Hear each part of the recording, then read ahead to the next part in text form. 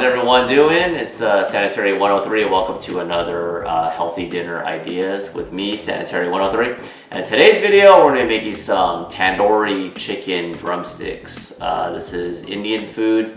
The first time I was introduced to Indian food, one of the first meals that dishes that I ate was tandoori chicken. It's absolutely delicious. It's got some heat to it a little bit, and I have some drumsticks right here. And I have some dry ingredients, which I'm going to get into in a second. And it is a yogurt-based sauce to help seal in the flavors and make it taste more tasty. So with that being said, we're going to head on over back here, and we're going to get the dry spice mix made. So let's get started. With the stove on medium heat, add 1 tablespoon of paprika, 1 tablespoon of garam masala, which is an Indian spice that you can find at most local Indian grocery stores. Also add 1 tablespoon of ground cumin, 1 tablespoon of ground coriander, a half a teaspoon of turmeric, and a half teaspoon of cayenne pepper.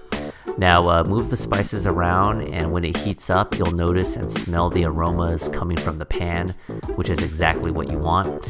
Now pour this into a food processor.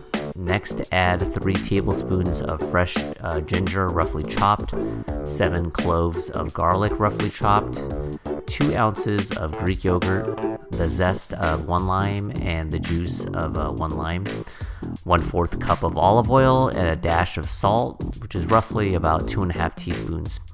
Lid on and begin chopping and grinding everything until smooth, and you want the consistency sort of like this, just a little thick. I have here 12 drumsticks, and with a knife cut 2 to 3 small slits on each chicken leg to help the marinade better penetrate into the chicken. Next, pour that beautiful marinade over the chicken and start mixing it all over thoroughly.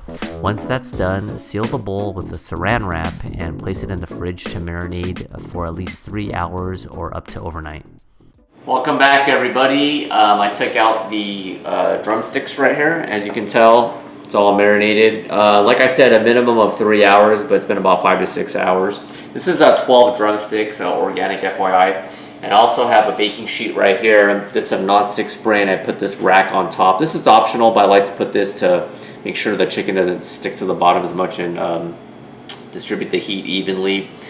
And you're going to be putting it at 450 degrees Fahrenheit for about 20 minutes. Then you want to flip the chicken over and cook it for an additional 20 minutes to get equal distribution of the chicken. Oh, and one last point I wanted to make about tandoori chicken for people that are familiar or have had it.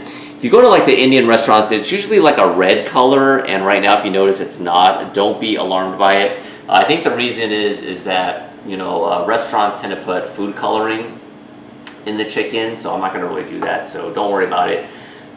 Just a quick FYI. So anyway, let's put this in the oven for 20 minutes, and then we're going to flip it after for another 20 minutes at 450 degrees. Welcome back, everyone. The chicken is out of the oven. If you take a look, it looks absolutely delicious. I wish you were here to smell all the different spices and aromas.